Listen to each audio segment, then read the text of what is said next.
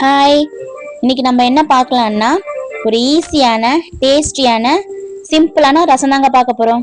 என்னடா இவ்வளவு பெரிய பில்டப்னு பாக்குறீங்களா? சும்மா தாங்க சொன்னேன். சரி, ஓகே, ஆரம்பிச்சிடலாமா? முதல்ல அடுப்பு பத்த வச்சு அதுல ஒரு பாத்திரத்தை வச்சுக்கலாம். பாத்திரம் நல்லா சூடானதுக்கு அப்புறம் எண்ணெய் ஊத்தி கடுகு பொரியட்டும். நம்ம ஆல்ரெடி ரசத்துக்கு அரைச்சு வச்சிருக்கோங்கல்ல, அந்த மசாலா சேர்த்துக்கலாம்.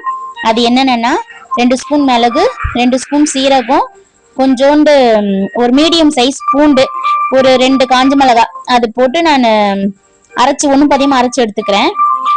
எண்ணெயில இந்த அரைச்ச மசாலாவை போட்டுட்டு கருவேப்பிலை அப்படியே தட்டி போட்டுக்கோங்க, முழுசா தட்டி போட்டுக்கோங்க. அப்புறம் காஞ்ச மிளகாய் ஒரு 4 காஞ்ச மிளகாய் போட்டுக்கோங்க.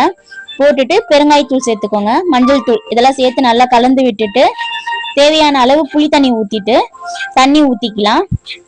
ஓகேப்பா, நம்ம போன வீடியோல விடுகதை சொல்லியிருந்தோங்களே, அதோட ஆன்சர் என்ன தெரியுங்களா? பாய் வலை. ஆமாப்பா, அதோட ஆன்சர் பாய் வலை, ரெண்டுமே சொல்லலாம். ஓகே, அப்புறம் தண்ணி ஊத்திட்டு தேவையான அளவு உப்பு போட்டுட்டு நல்லா கிளறி விட்டு மூடி வச்சுக்கலாம். ஓகேப்பா, இன்னியோட விடுகதை என்னன்னு பாத்துக்கலாங்களா? கண்ணால் பார்க்கலாம், ஆனால் கையில் பிடிக்க முடியாது, அது என்ன? இதோட ஆன்சரை கமெண்ட் பண்ணுங்க. கரெக்டா இல்லையான்னு சொல்லிட்டு அடுத்த வீடியோல சொல்றோம். அவ்வளவுதாங்க, ரசமும் ரெடி ஆயிடுச்சு.